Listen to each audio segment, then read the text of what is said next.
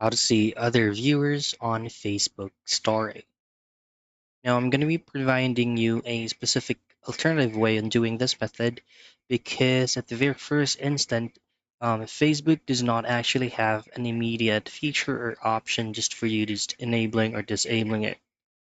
Just simply open up the latest version of application and ensure that you're logged in into your Facebook account. From here, just simply head straight into your account profile. And then from here, just go into settings and privacy, and then go into settings.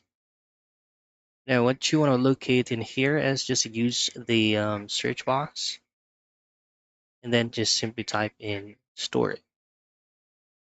Scroll down, and then just simply tap on stories so you can have a full network coverage of your stories, privacy, and settings.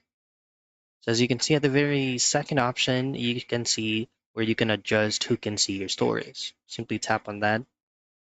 Then from here, you can choose to customize it into public, or if you choose on friends, only your friends that you followed or added on Facebook will be the ones to see your stories. Friends accept, and then a custom friends that you can try to, manually change it into a different setting. So those are the things that you can do for you to be able to see other viewers on Facebook story.